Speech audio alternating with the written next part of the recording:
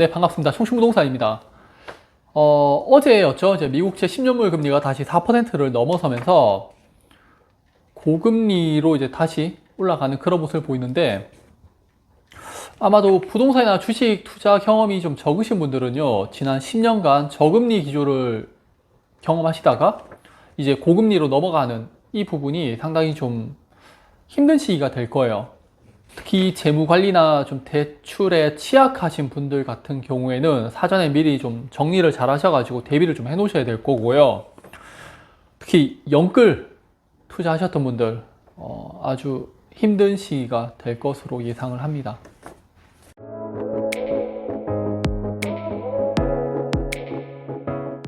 미국채 10년물 금리가 어제 다시 4%를 넘어섰는데요.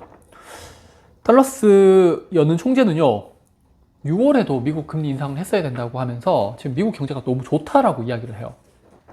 미국은 앞으로 경제가 계속 좋을 수밖에 없는 게요, 과거 같은 경우에는 중국이 저렴한 인건비를 이용해서 제품을 생산하잖아요. 그거를 미국이 그냥 소비만 하면 됐어요. 미국의 높은 인건비나 물류비 때문에 직접 공장을 짓는 것보다 중국에서 만들어서 가지고 오는 게 훨씬 더 저렴했거든요. 그런데 2018년에 트럼프가 이제 무역 전쟁을 하면서 그런 상황 자체를 바꿔버렸죠. 중국에 있는 기업들, 전 세계에 있는 기업들을 미국으로 오는 조건으로 뭐 보조금 지원해주고, 아니면 안 들어오면은 뭐 관세 매겨버리고. 그러다 보니까 건설 노동자가 필요하고, 공장이 다 지어지게 되면은 그 기업이 돌아가면서 이제 노동자를 다시 고용을 할 거고. 그러다 보니까 미국의 실업률은 지금 40년 만에 최저, 그래서 완전 고용이라는 보통 표현을 쓰죠. 그럴 정도로 미국의 경제가 너무나도 좋은 거예요. 그러니까 파월이 금리를 올리는 기준이 그거였잖아요. 견조한 노동시장. 이것 때문에 금리를 계속 올리고 있잖아요. 네, 앞으로 쉽게 저금리 기조로 돌아간다는 생각은 좀 버리시는 게 좋을 듯 합니다. 자, 혹시 작년부터 올해까지 제 영상을 보신 분들 중에서 달라진 게 제가 두 가지가 있거든요. 혹시 아세요? 이게 한 개가 조회수예요. 제가 조회수가 급락을 했는데 그게 좀 이유가 있고요. 두 번째가 제가 주택 매수하세요라는 말을 안 하고 있어요. 올해 3월부터 4월 정도 사이에요, 대구 부동산에 이제 외지 투자자들이 들어오면서 거래량이 많이 증가를 했을 거예요.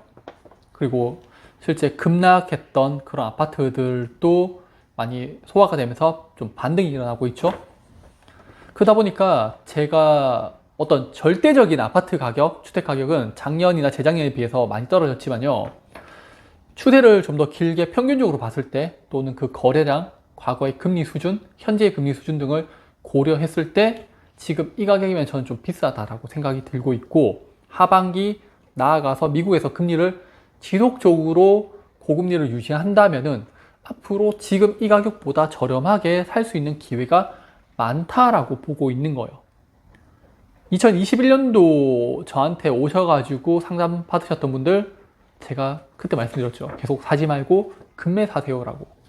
지금도 마찬가지예요. 지금 또 금리 수준이 높기 때문에 기다렸다가 금매 위주로 매수하시는 게 상당히 유리하십니다. 반대로요, 지금 대출 규모가 크거나 자금 흐름이나 자산이나 부채에 대해서 정리를 안 하신 분들은요, 한 번쯤 돌아보면서 다시 해두셔야 되세요. 그래서 본인들의 어떤 가계 상황에, 가계 경제에 어떤 문제가 있는지를 명확하게 인지하고 있으셔야지 추후에 어떤 이슈가 발생했을 때 빨리 대응하실 수가 있습니다. 그리고 지금 미국의 이런 고금리는요, 단순히 우리 가정이나 뭐 부동산 이것뿐만이 아니라 한 국가, 뭐 중국이 될 수 있고 우리나라가 될 수 있는 그런 큰 충격을 안겨줄 수 있는 사건이 될 겁니다. 자, 앞서 이야기한 내용들이요, 미국채 기준으로 설명을 드렸다면요, 현재 우리나라 금리를 보면요, 2010년 수준으로요, 그 당시에 서브프라임으로 부동산이 많이 위축되었던 그런 상황이었죠. 그래서 부동산을 좀 활성화시키기 위해서 이명박 정부에서는 청약 종합통장을 만들어서 좀 거래를 활성화시키려고 했었고, 박근혜 정부 때는 그냥 대놓고 집 사세요라고 말을 했었죠. 근데 그때하고 다른 게 하나가 있어요. 뭐냐면요. 그 당시에는 미국이 제로금리의 양적 완화, 3조 달러에 대한 자금을 풀었죠. 그때는 금리가 낮았는데 반해서 지금은 미국이 고금리 수준을 유지하고 있다는 겁니다. 그래서 단순하게 작년 대비해서 올해 아파트 가격이 많이 떨어졌네? 저렴해? 사야지? 이게 아니라는 거예요. 금리 수준까지 감안을 하게 되면은 미국에서 금리를 더 올리게 되면은 앞으로 주택 가격은 더 빠질 수도 있습니다. 저는 그때를 좀 매수 타이밍으로 삼는 게 맞지 않을까 싶어요. 자, 다시 좀 정리를 하자면요. 금리는요, 2010년 수준으로 다시 회귀를 했어요. 그리고 부동산 가격은 그 당시 대비해서 한 50% 증가를 했고요. 결국에는 주택 가격이 올랐으니까 이자 비용이 증가를 하겠죠. 이게 뭐 서울 강남이나 대도시를 따지자면은 상승률은 더 높겠죠. 여튼 주택 가격이 좀 많이 비싸졌다라는 걸 좀 이야기를 하고 싶고요. 네, 그런데 여기서 가계 부채 규모는 어떨까요? 2008년 한 700조 원이었는데요. 지금은 1800조 원으로 260%나 증가를 합니다. 자, 다시 이야기하면요. 가계부채가 260% 증가를 했는데 금리는 그 당시 수준으로 회귀를 해버렸어요. 그렇다면 내가 앞으로 지불해야 되는 이자 비용은 그 당시에 대비해서 한 260%더 내야 되는 거죠. 내 소득이 260% 증가를 했다면 문제가 없을 거예요. 근데 저는 증가하지 않았거든요. 아시겠지만은 우리 파레토의 최적이라고 대부분의 부는 상위 10% 또는 5%에서 다 가지잖아요. 그분들의 부가 증가를 했는 거지 저의 재산이 증가하진 않았으니까요. 자, 소득이 많이 증가한 가정이 없기 때문에 최근에 금리 인상으로 인해서 어떻게 되나요? 연체율이 증가를 하게 되죠. 가계 연체율이 증가를 하고 있는데 문제는 이것뿐만 아니라 건설사 PF 대출 연체율도 증가를 하고 있고요. 그래서 이로 인해서 새마을금고까지 문제가 되고 있는 겁니다. 심각한 수준이에요, 지금. 그런데 이런 문제의 기본이 바로 금리 인상이라는 겁니다. 우리나라 하면은 지금 윤석열 정부에서 금리를 막아놨는데 미 연준에서는 금리를 지속적으로 인상시키고 있는 거죠. 제가 지난 오프라인 강의 때 이 내용에 대해서 잠깐 이야기를 좀 드리려고 했었는데 마진콜이라는 영화예요. 어떤 내용이냐면 소프라임 때 한 기업이 이제 먼저 알아차리죠. 그러면서 본인들이 가지고 있는 채권들을 고객사들한테 다 매각을 합니다. 그리고 터지고 나서 고객들은 이제 난리가 나죠. 근데 본인들은 쏙 빠져나오는 거죠. 제가 이런 이야기를 왜 하냐면요. 최근 우리나라의 이제 미분양 그리고 건설사들의 PF 문제, 나아가서 금융기관들까지 같이 속해져 있는데 이게 지금 터져버리게 되면은 연쇄적으로 다 폭발이 일어나겠죠. 그리고 그 충격이 상당히 클 테니까. 그래서 정부에서 특례 보금자리로 인한 것을 만들어서 부동산 경기를 좀 활성화시키고 거래량을 증가시키고 미분양을 소비하게 만드는 그런 게 아닐까라는 생각이 좀 들었었어요. 증권사의 부동산 PF 부실 채권으로 단 2년 만에 200% 이상 급증을 합니다. 이거 터지면은 누가 타격받을까요? 당연히 증권사죠.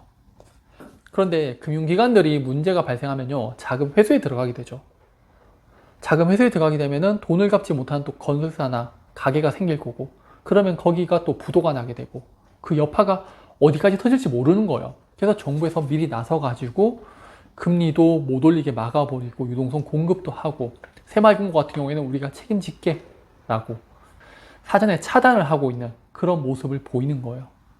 최근 몇 년간 금융권 PF 대출을 보면요 131조 원으로 정부에서 지금 PF 대출 더 이상 못 일으키게 막고 있다고 하죠.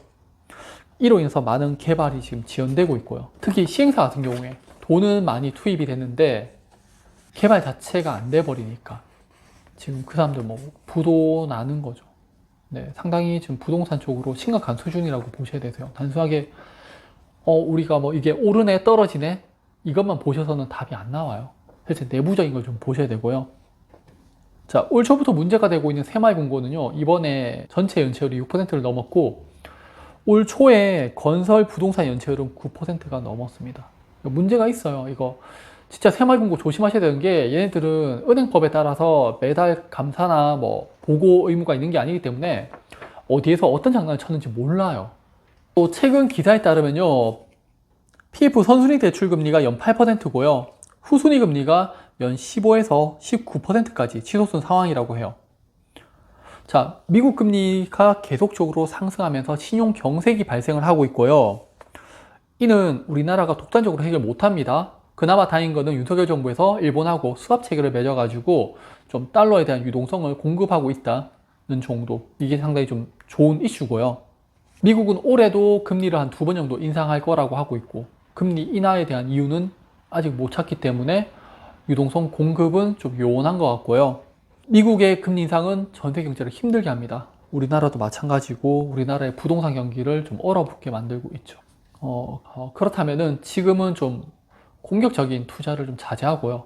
방어적인 모습을 보이는 게 맞다라고 생각이 들고, 추후에 좀 시장의 변화에 따라서 그때 좀 대응하는 방안이 좋지 않을까, 그렇게 생각을 합니다.